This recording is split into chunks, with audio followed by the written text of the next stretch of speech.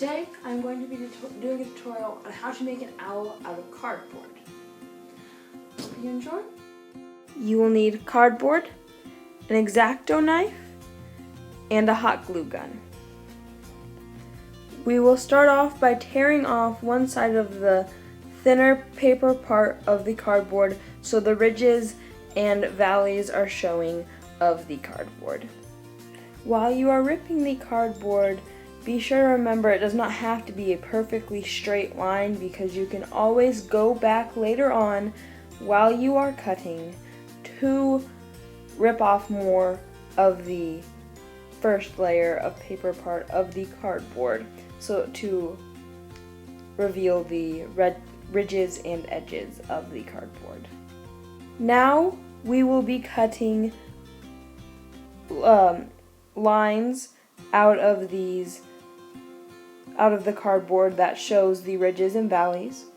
The lines do not have to be perfectly straight because we will be rolling them up and it will not be shown. So we will be making 5 of these strips. When you are cutting, you may want to use a cutting board underneath. I did not because this table is used very often. It has a lot of scratches on it already, and it doesn't, and on cardboard it doesn't leave as many scratches. Here I am picking off excess top layer of paper so I can get more out of my 5 strips because I just didn't tear off enough, which is perfectly fine. I can just go back and tear off more for 5 more strips. In a total, you want 5 strips.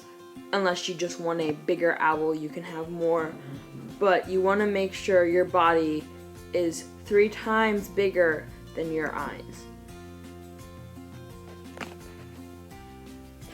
So you are going to take 3 of these strips and roll them into a ball. Here you see me rolling one as tightly as I can into a ball. It is okay to pull on these strips. It will not flatten the ridges and valleys to pull. You want it to be as tight as possible. Once you are done rolling, you will take the hot glue gun and glue the last part of the tail to the rest of the ball. These 3 rolls will make up the body. For the next 2 strips, you will have to glue it twice, once where you left off and next where you are connecting again.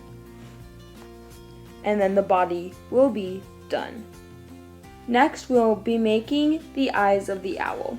What I am doing here is fixing the strip that I cut and tore a little bit, just by adding hot glue to it. Now we will roll the eyes like we did with the body and glue the last part of the tail onto the rest of the rolled part. And you will do this for both of the eyes. What you will do differently for the eyes than you did for the body is push it in slightly so that it will have that sunken in look that eyes have into the head.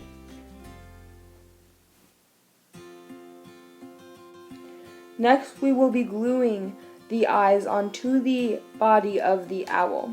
You will want to put hot glue into both the valleys and ridges of the cardboard. When you glue the eyes onto the owl, leave one ridge because the owl's eyes aren't right next to each other. Now we will be doing the eyebrows of the owl. You will have one straight up and down side that you will cut, one long side, and then one curved side. You will also have a point where the curved side means the long side.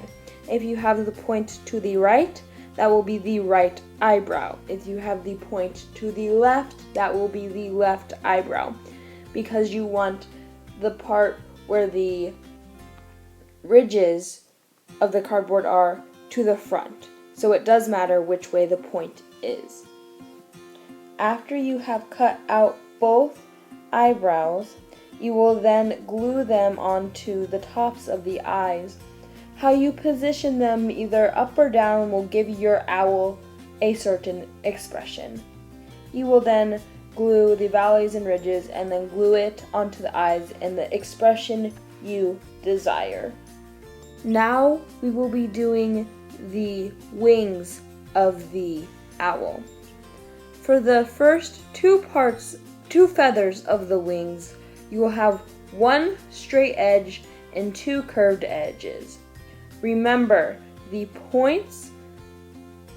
directions of the points is the side it will be on. If the points are to the right, it will be the right side. If the points are to the left, it will be the left side. For the rest of the feathers, you will have one long side, one straight up and down side, and one curved side. So kind of like the eyebrows, but they can be more triangular. They can be lots of different shapes. It can be less curved, more straight. It can be lots of different shapes for the wings. After the first two, the rest of the wings can be different. Now you will glue on the first two feathers, the ones that have two curves and one straight line, to the top, and they will be pointed slightly up and more out and straight than up. Now you will begin to glue on the feathers, the rest of the feathers, to the body.